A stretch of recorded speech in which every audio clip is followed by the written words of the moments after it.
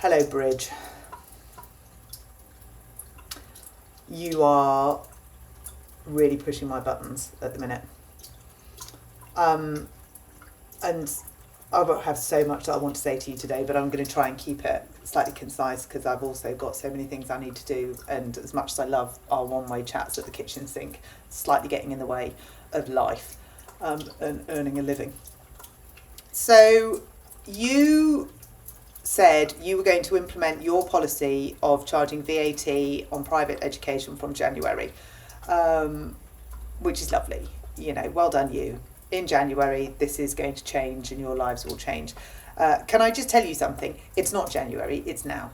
So even though your policy hasn't come officially into place, it's happening in real terms, real live actual terms. So today children are saying goodbye to their friends and their teachers at their private schools, and on Monday they will join their state school. For children in GCSEs, they won't be taking any of their coursework with them. They can't take their coursework across, and they may not even be able to study the subjects that they were studying in their other school. So on Monday, which is still in November, there will be a direct response to your policy that's not even in place yet. So for months, the worry and the stress and the strain and the can we do it, how can we try and find a way to fund this, the acute trauma that this has invoked in a lot of families and has been playing out for months and months and months. This is now coming into actual play. But you said it was going to be January, but it's not, it's now. And you have tested a policy that's not in place on real people. Because you said people won't leave private schools, they can absorb these costs. I mean, it was one of the most arrogant statements I think you've come out with, that, and I do not accept that. Well, who gives you the right not to accept it? Are you living in their shoes? Are you living their life? Are you in control of their family finances? Are you parenting their children? What gives you the right to say you do not accept that? I mean, it's just another example of the bullying, abusive language that comes from Labour. But anyway, we'll park that for a minute. Right now, children are leaving school to go to a state school because their parents couldn't afford it, even though you said they could. So you've said that you're going to make loads of money from this, but now we know that you're not going to make loads of money. In fact, I don't think you're going to make any money from it.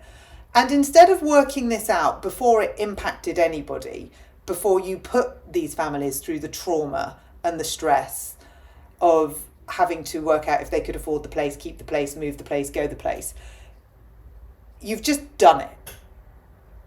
Now, I spend a lot of time saying to my children, think it through, think it through, think of the consequences. You haven't thought of the consequences, or you've not accepted them. You've had your blinkers on.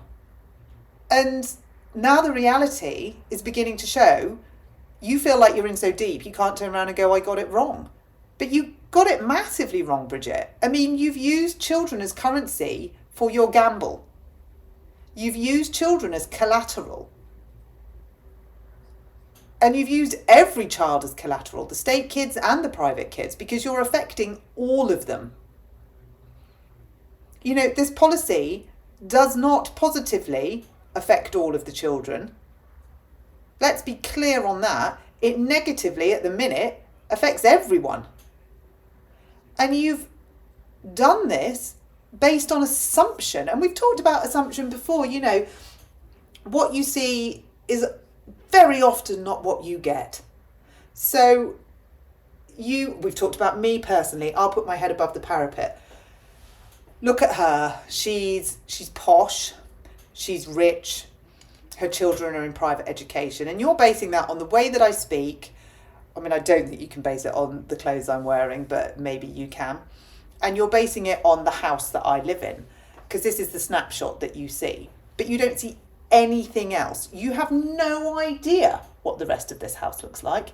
You have no idea that there are holes in walls and holes in ceilings and holes in roofs, and that there's buckets collecting water, and there's black mould upstairs in 2 of the bedrooms, and that's not 2 of the 10 bedrooms, Bridget. We live in a 4-bedroom house, and we're very lucky to do so, but nonetheless 2 of them have got black mould in them. Are you aware that we only turn the heating on, or that I only turn the heating on when the children have been home from school for about an hour or so? Are you aware of that? Are you aware of the fact that I say to the children, can you please stop buying the cheese and ham toasties from school because I can't afford them? No. What you do is you make a judgment on what you're seeing in front of you, which is so far removed from the truth, it's ridiculous. But you didn't bother to investigate it. You didn't bother to ask. You didn't bother to do an impact assessment. You just said, they're at private school, they can afford it. You don't know why we're at private school. Have you ever asked me why my kids are at private school? The answer would shock you. But I'm not telling you because I don't want to put my children through the indignity of having to justify their education again. They shouldn't have to. But you've made an assumption that I'm rich and I can absorb it. I have more text messages from Santander than I do you, telling me on a daily basis that I can't afford it. So what you've done is you've tested on children.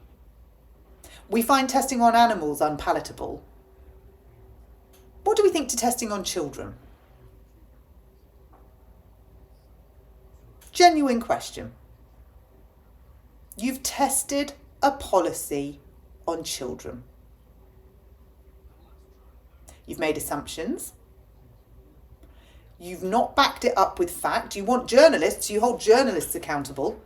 They have to back everything up and verify everything, but you haven't.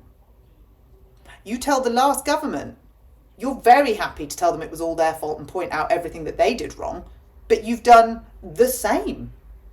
In fact, worse. Because you've not just done it on children, you've done it on every sector of society, not you personally, but your government. But you have tested on children. You've tested a policy that is proving more and more every day to be failing.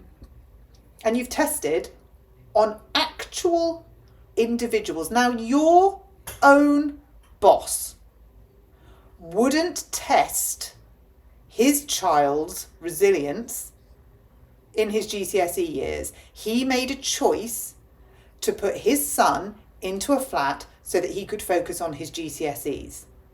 The reason he had to do that was because his father wanted to be Prime Minister. That was a choice that his family made. And as a direct result of that choice, he made another choice, which was to protect his son's education. And he said, I make no apology.